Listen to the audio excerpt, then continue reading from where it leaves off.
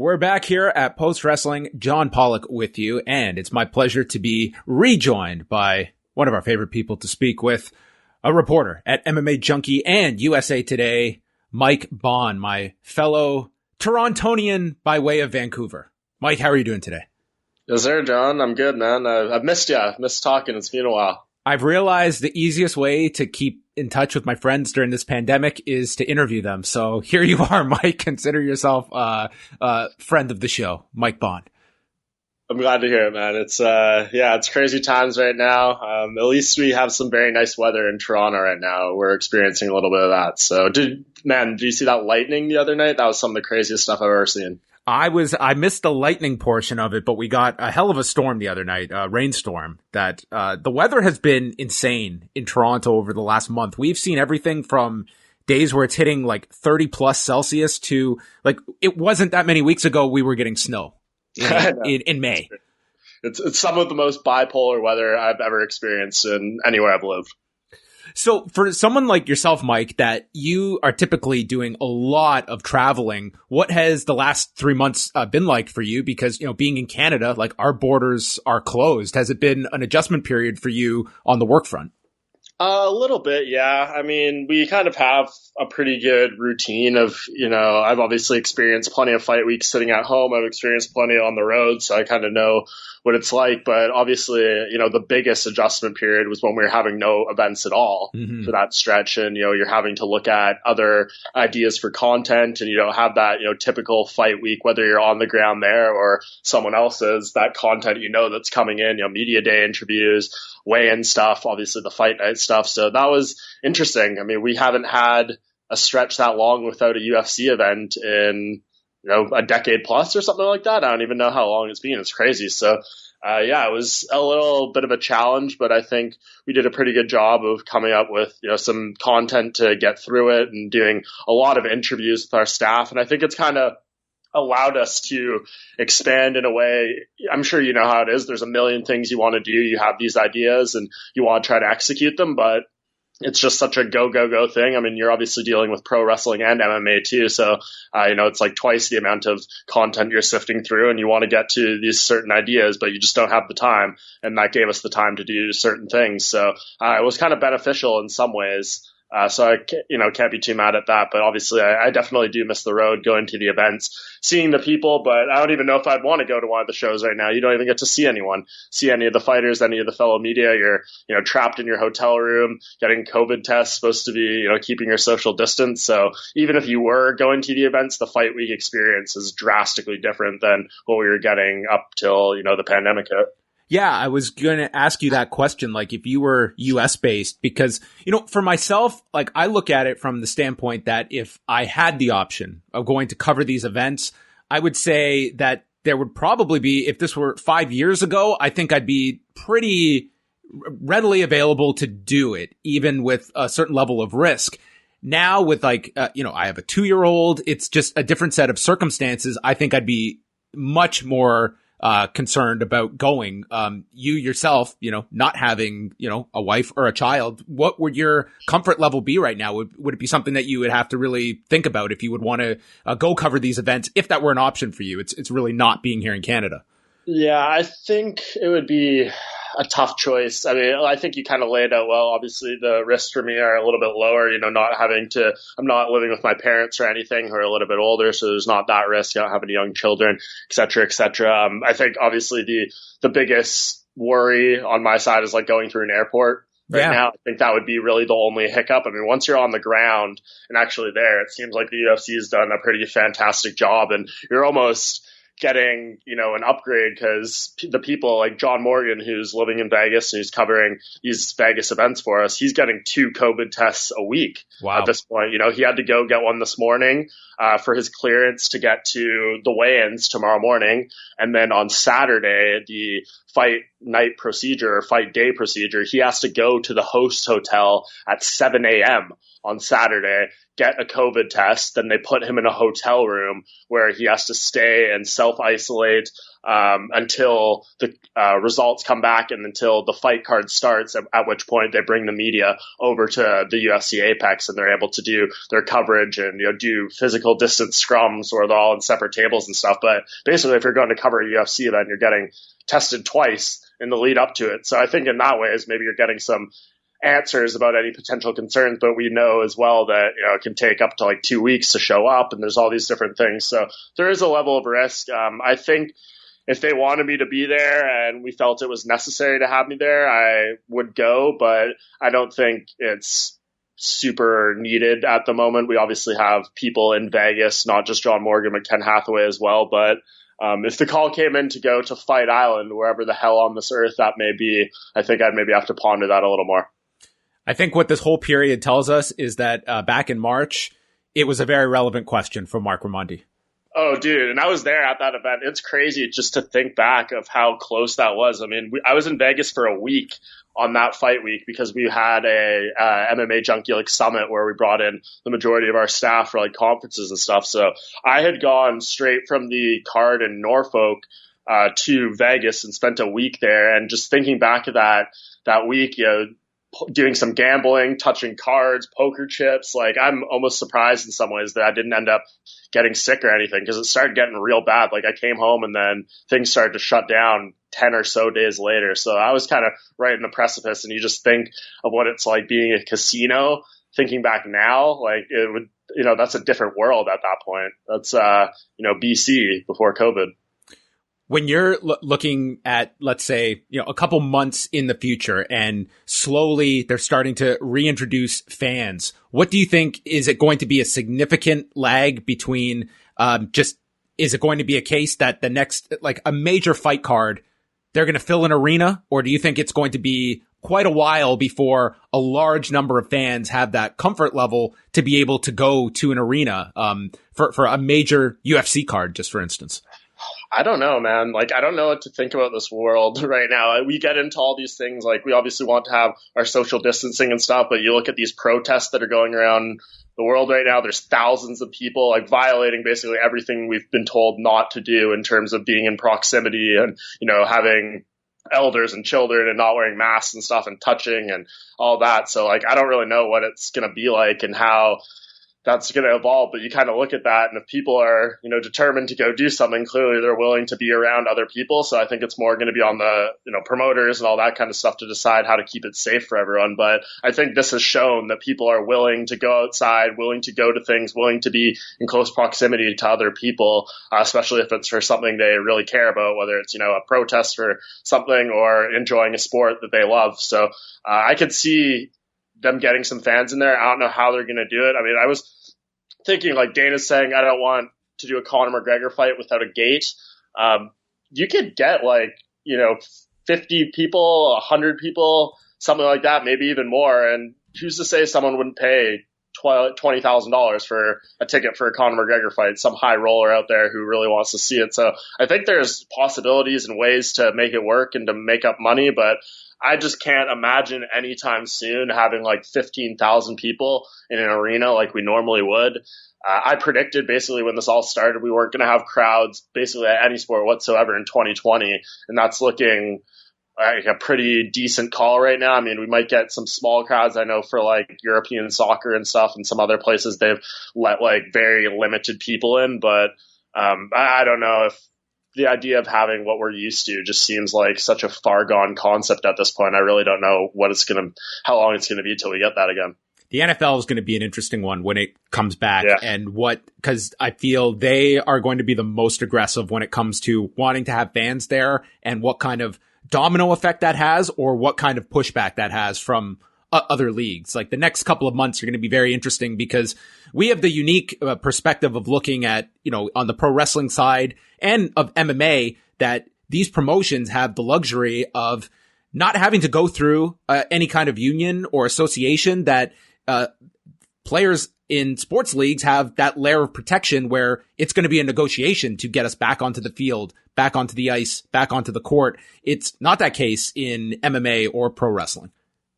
Yeah, definitely not. I mean, that's Dana White and the other promoters are really able to just kind of do it on the whim. And, if you're a fighter who wants to compete or a pro wrestler or whoever, I guess, you have that option. And according to Dana White, even though, there's been some contradictory statements with the whole Stipe Miocic thing and whatnot, but he said if you don't want to fight, you don't have to fight. So I guess it's kind of on the athlete. They do have some say. It's not like anyone's being forced in there without a union. But yeah, obviously MMA promoters, pro wrestling promoters have luxuries that these bigger sports leagues don't. So, I think Dana White has said already on the record, we're going to be the first one back with a crowd whenever there's a place that opens that we're allowed to have a crowd. We're going there right away. So, Dana White has that idea in his mind, and I wouldn't be surprised if he ends up executing it. When we go back to last month with UFC 249, the number that was reported by Sports Business Journal of 700,000 buys, that was certainly above what I expected for that show.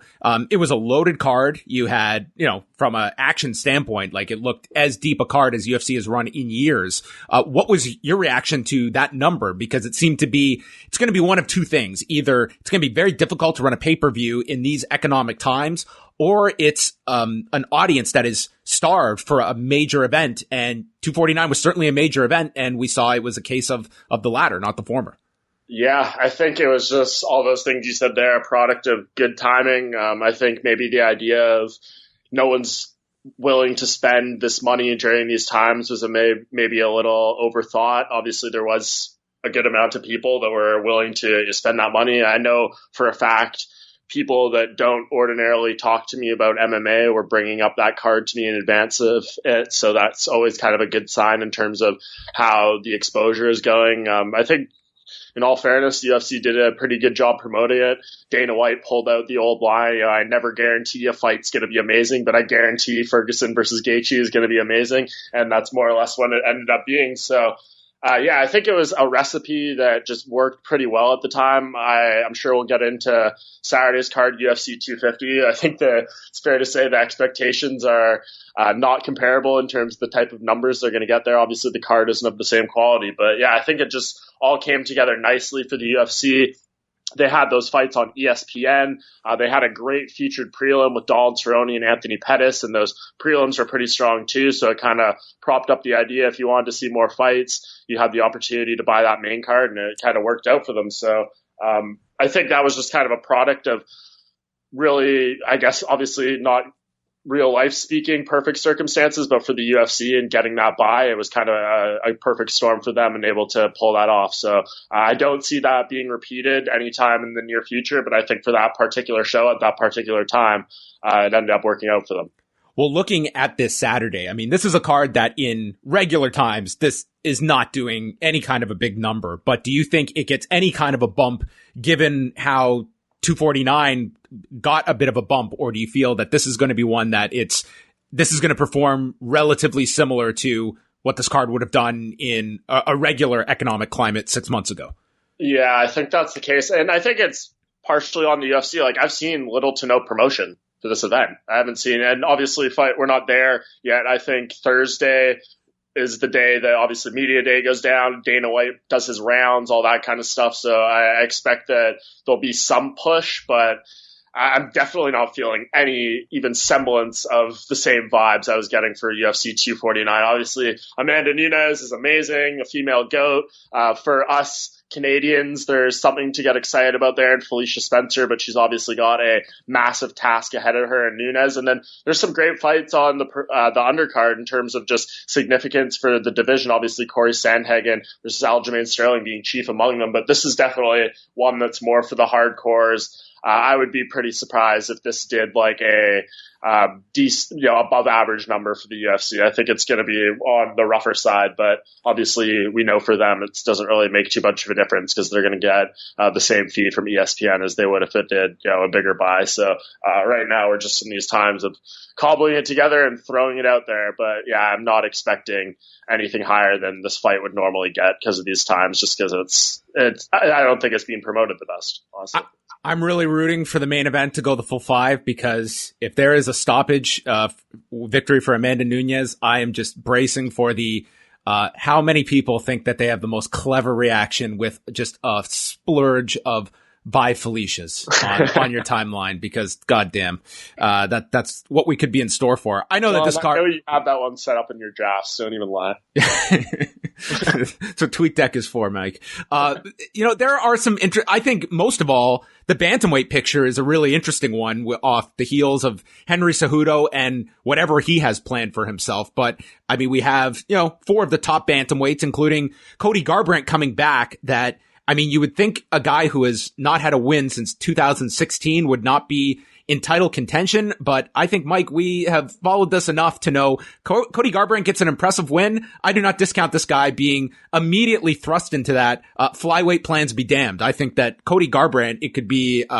2 radically different directions based on his performance on Saturday, because when you look at the crop of bantamweights and you're looking at star power and a name value attached to it, Cody Garbrandt holds a lot in that department.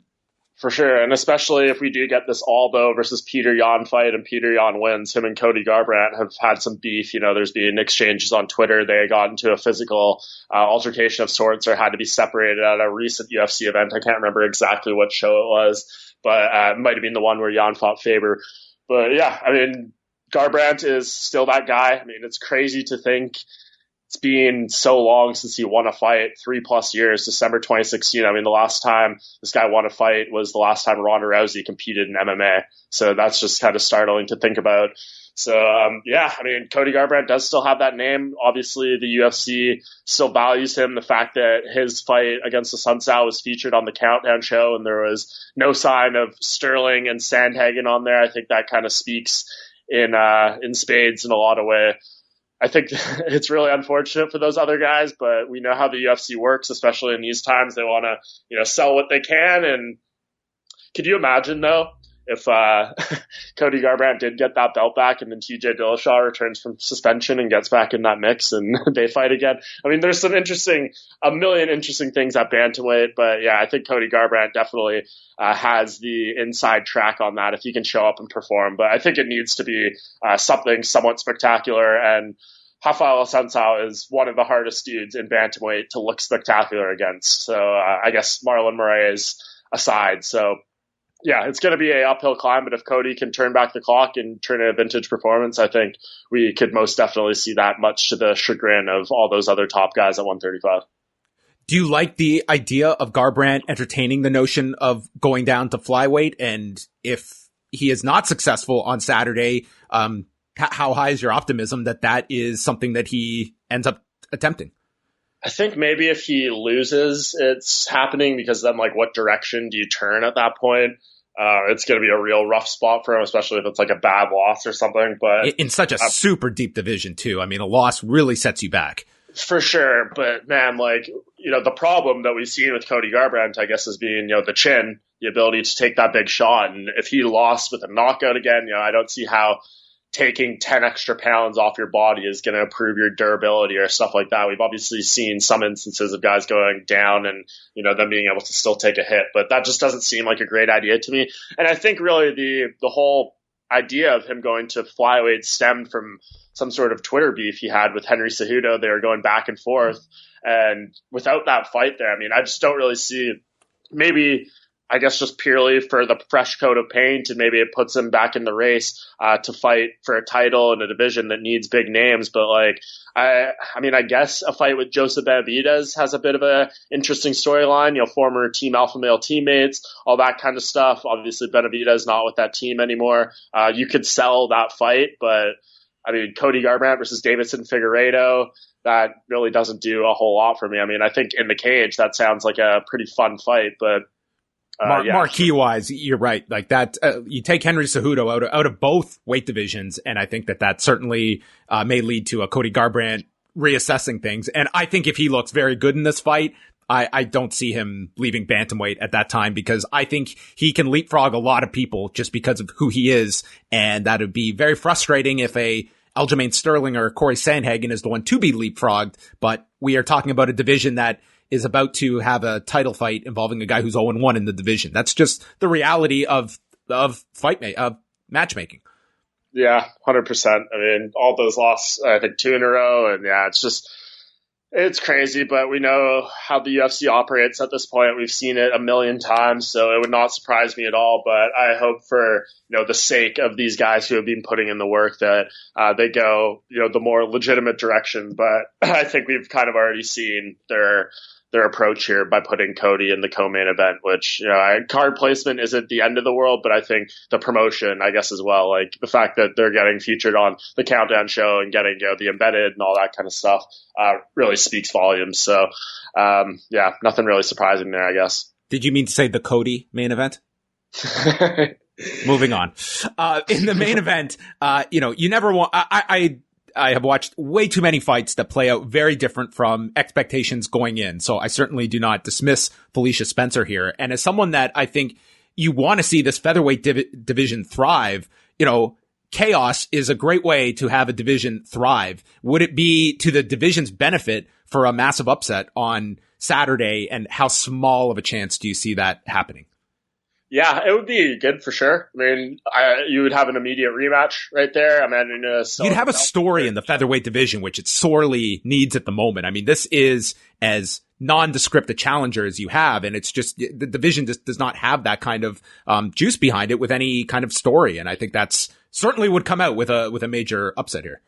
Yeah, it's just kind of worrisome though. Like, how does you have a promotable fight in a rematch if Felicia were to win, but then what? I mean, I guess if Amanda wins, then you could do a trilogy, and that's probably the direction of the division for the next year and a half, 2 years. But I think the thing that we've seen about I guess the idea of her fighting like a Holly Holm or a Jermaine Durandamy at 45, if that was the case, or even at 35, it's like, these fighters can be at 45 as well. And maybe, you do a rematch with Amanda in another division, and there's these different options. Felicia Spencer isn't making 135 ever, I don't think. So it's basically limited to this division, but it does still need a storyline. I just hope if Felicia win that it wouldn't convince the UFC to make some sort of move. But I think she does have an opportunity here.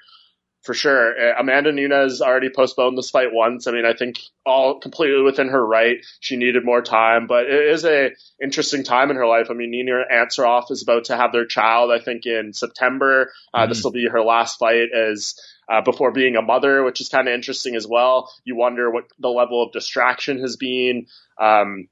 Obviously, having that extra 10-pound cushion allows you to maybe not work quite as hard as you need to in order when you're making 135. So I think there's some little elements you can pick apart here that maybe give Felicia Spencer a chance, but you're also digging kind of deep there. I mean, we're not talking about skill set versus skill set, but if we want to go in that direction, Amanda Nunes, I don't think looked the best in her last fight against Jermaine Durandamy. I think since becoming champion, one of her not the best performances overall. I mean, Valentina Shevchenko gave her a closer fight, but that was just more high-level competitiveness. I think she looked a little more sloppy against Jermaine.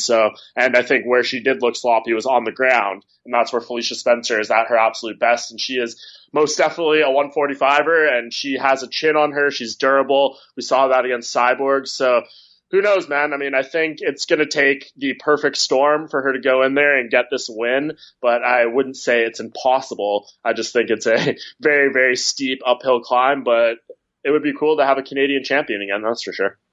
And we mentioned kind of the bantamweight stories here. It's also going to feature Sean O'Malley coming back after that great return back in March. He's taking on Eddie Wineland, who, a very seasoned veteran at 36. I think you kind of see the design of this style of fight that could certainly just take Sean O'Malley up another notch. But what do you see in Sean O'Malley long term? He's young. He just missed 2 years, which in a strange way might have been unintended benefit for him. But he's someone that I think has an enormous potential. The question is, what is the upside? And they seem to be bringing him along at a good pace and not putting him to the sharks immediately. But Eddie Wineland, to me, a very good test for him at this stage of his career.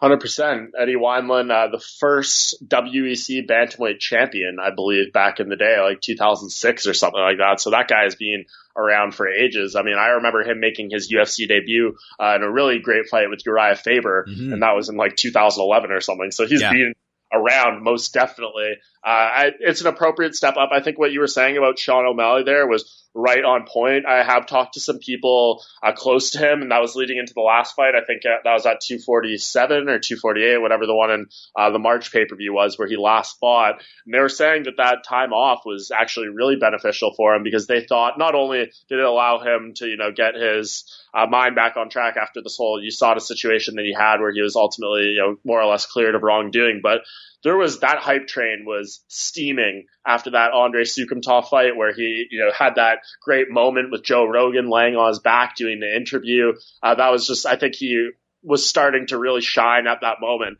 And I think maybe the UFC was going to put him into a situation that was maybe a little too much for him at the time. And this time off gave him the opportunity to step back, realize fighting isn't the only thing in his life and that he needs to move on. And, there's other elements that needs to go into making his happiness. And I think that's in turn allowed him to come back a better fighter and the UFC to slow their roll on pushing him a little bit. And I think that was a perfect matchup that he had last time around to come in. I think this is a really great step up too. Eddie Wineland's no joke. He can absolutely win this fight, but this is where we're going to find out how legit Sean O'Malley is. Is he just, a fun guy with some flashy striking and et cetera, or is he really capable of beating legitimate established guys? I think this is Sean O'Malley's 12th fight. It's something like Eddie Wineland's like 42nd. So winning this fight would be definitely big for Sean O'Malley, and I think a sign that it's a bright future for him for sure.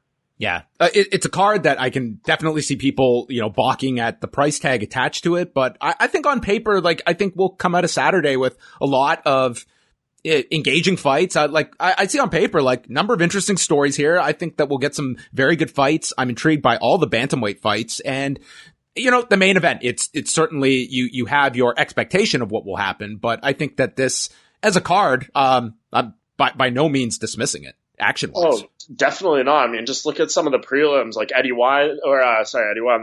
Evan Dunham coming back from retirement, fighting Gilbert Burns' brother, Herbert Burns. That's fun. Alonzo Menafield, who in my opinion is one of the best prospects in the light heavyweight division, comes from Fortis MMA, which is obviously a team that's done some really great things of late. So he's a guy that I could see in title contention in a couple of years right now. I think light heavyweight's division that's really kind of starting to come together. It looks tough because Jon Jones is on the top, but you look at some of these guys like Menafield, and last weekend we had some other Jamal Hill that had a great performance as well. So that's a division I'm interested in. Formiga and Alex Perez, the flyweights, unsurprisingly getting buried on the prelims here as well. But the one that does stand out to me on the prelim cards is Cody Stamann and Brian Kelleher, which is essentially two bantamweights fighting at featherweight. So that kind of goes into the bantamweight mix there a little bit.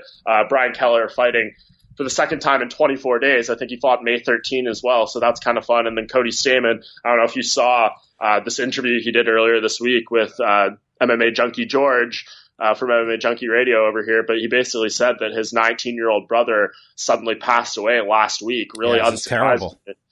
He didn't really get into exactly what happened, basically just said that it was something that was really unexpected and shocking. So all the credit for him in the world, really being able to move forward with that and still get in there and try to honor his brother by fighting. I can't possibly imagine how difficult of a moment that would be. Brian Kelleher even taking to Twitter as well and expressing his sympathies and saying it's going to be tough for him to participate in that fight as well. So a lot of emotion going into that one. So there is some meat on the bone on this undercard as well. I think hardcore fans are probably the people that are mostly invested. Like we kind of talked about earlier, I don't think this is a big pay-per-view buy rate or anything, but if you're a person that enjoys MMA, you'll sit back and I think this card will give you some good entertainment on your Saturday night. From the production standpoint, I mean, you've been cage side for so many fights. What has the experience been like watching these empty arena shows for you? The pros, the cons, what's worked, what hasn't worked? I like it, honestly. I mean, the pros is you don't have to listen to people woo 24 hours a day during these entire fight cards.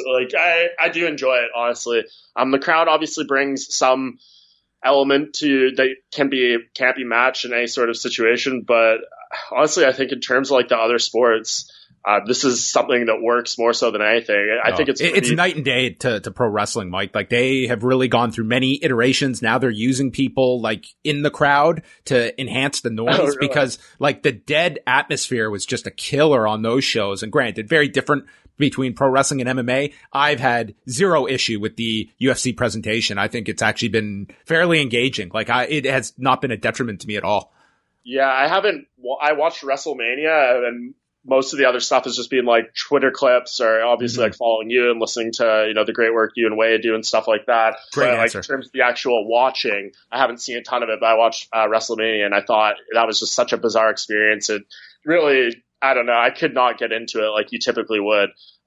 So that was kind of strange, but MMA, I think it works more. So like, I think it's going to be weird watching the NBA when they come back soon, like with no crowd. And I don't know what type of setup they're going to have in terms of like the size of the venue, what it's going to look like. Is it going to look like you just threw like some television equipment into like your high school gym, or is it going to look more so like a stadium? So I think that's interesting. But the UFC, I think, this is one of the things that works, honestly. Like, I don't mind it.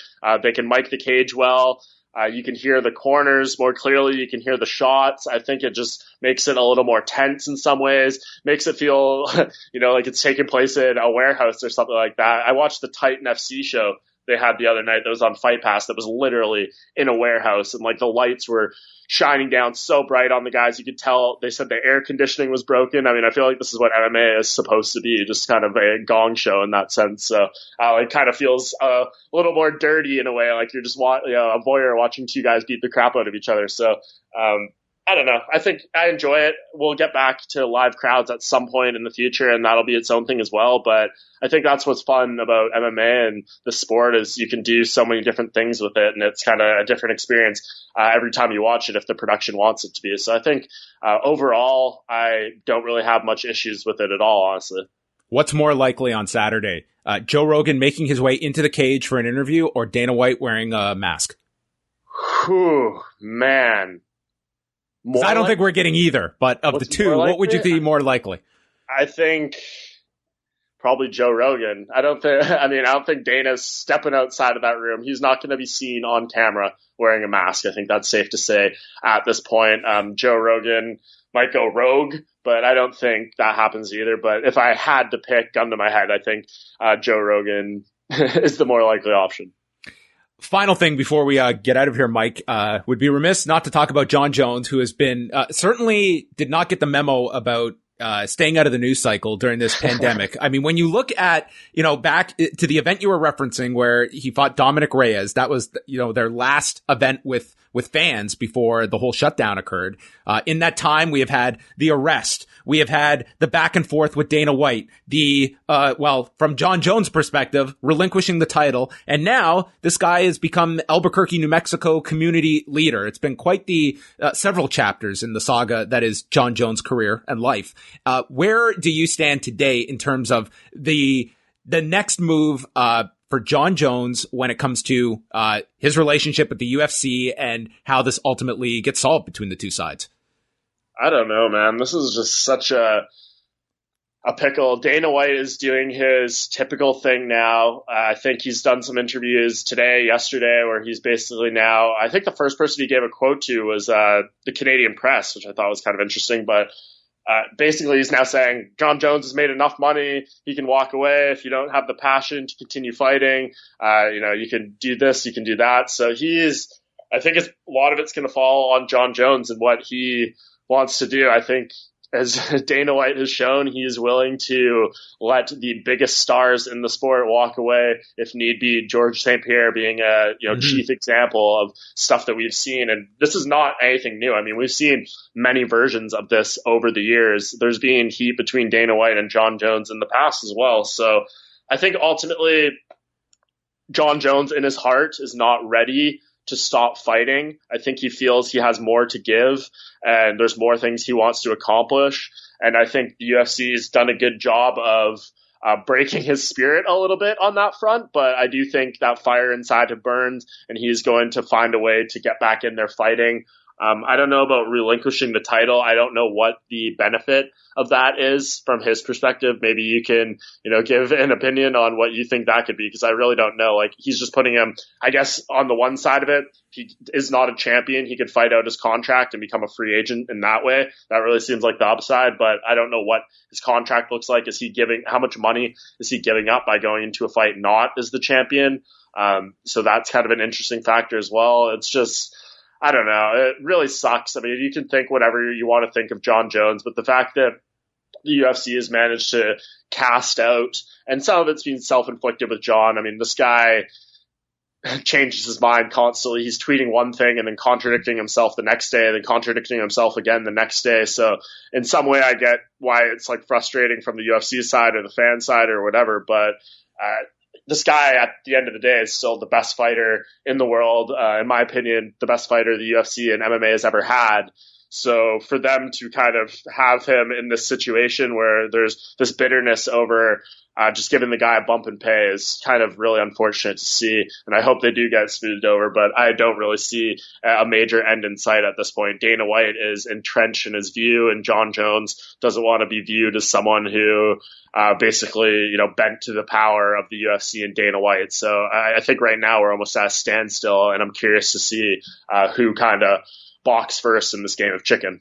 Yeah, that's what it is. I think it's a really interesting power play on both sides, and comes at a time when I think if you are a Jon Jones, you do have, to me, less leverage than you did several years ago with this ESPN Plus deal, where the UFC, I mean, they are getting a guaranteed amount from ESPN for every pay-per-view. So, I mean, is it great to have Jon Jones? Sure. And it's interesting to see Jon Jones kind of include ESPN in this whole conversation, because they're the ones that stand to gain the most by Jon Jones fighting and doing business above, a certain level. So it's, to me, an interesting player in all of this is ESPN. And do they play referee here to try and smooth things over? Because they certainly have an incentive to have Jon Jones fighting on their cards. I'm sure when they got that number last month with 700,000 buys for Tony Ferguson and Justin Gaethje, their eyes must be just, widening at the shot of Jon Jones fighting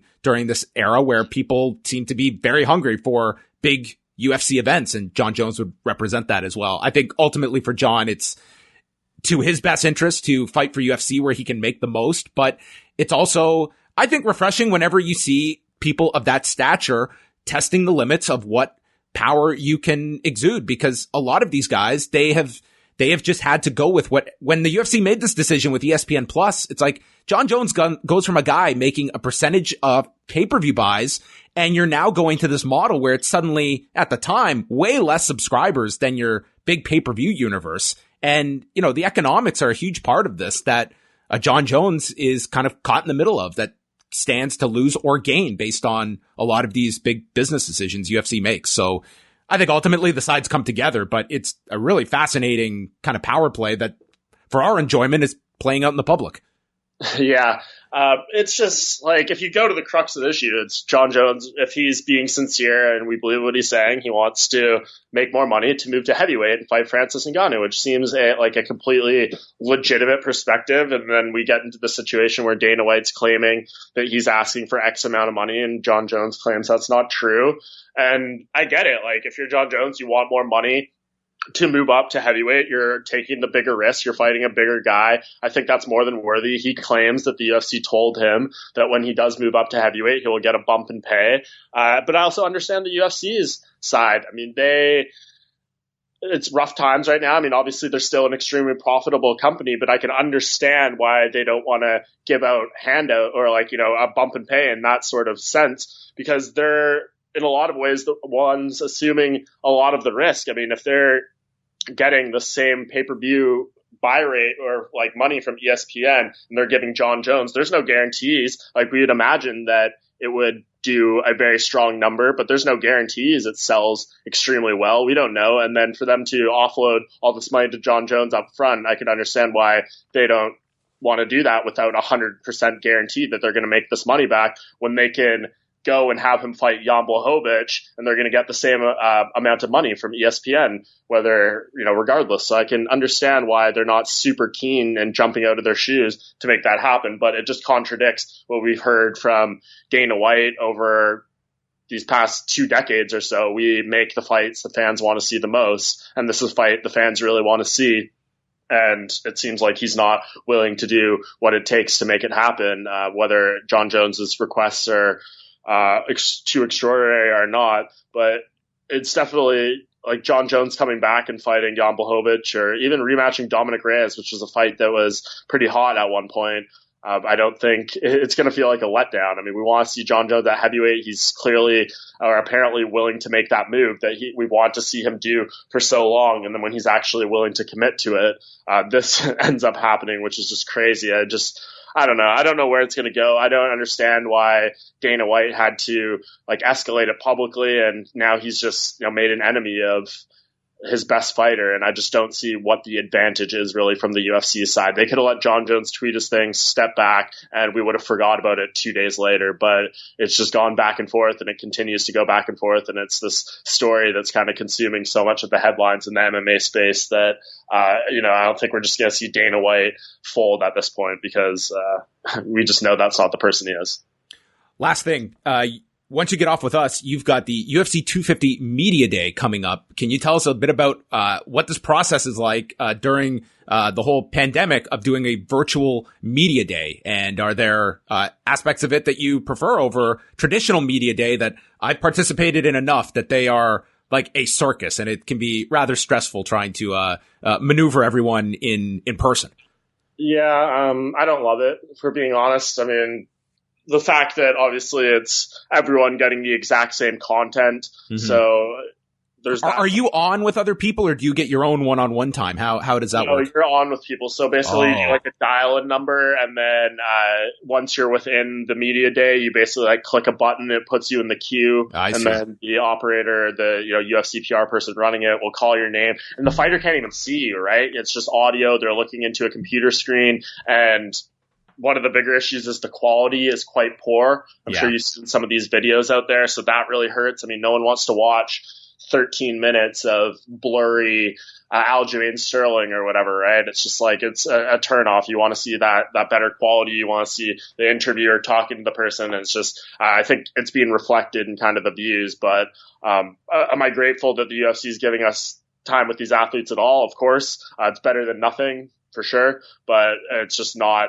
ideal at all. I don't think you get that same emotion from the fighters. They're under no obligation. It's not like you're actually staring at them and looking at them and asking the question and you can go off the reaction. They're just hearing a voice and responding to it. So there's not really that kind of personal, more in-depth side of it. I mean, I know some of the fighters, they'll hear a name pop up of a reporter and that'll kind of click them into a mode because they may know that person or whatever the case may be. But yeah, I don't love it. The fact that we, like I said, we get to talk to them is nice, but I'm definitely keen for a return to normalcy on that front because it's quite static. I do know the fighters love it, though, because they basically have to do nothing in terms of fight week obligations. Is show up, do one interview, make weight, and fight. So for them, I'm sure it's an absolute dream come true. Well, Mike, I appreciate you giving us this exclusive and all of this time. You can follow him, Mike Bohn, MMA on Twitter. He'll have coverage throughout the weekend. Go check out all of his great work at MMAJunkie.com. Mike, thanks so much for getting together here to catch up. And our that beer will elude us. That we will make it at some point. I hope that you and I can sit down, maybe with our mysterious third man. I hope he can join us over the next couple of months as well. The serious third man needs to return, and we're not talking about Wei. That's true. The Wei is always invited, of course. Mike, thanks as always. All right, sounds good, John. I appreciate you having me.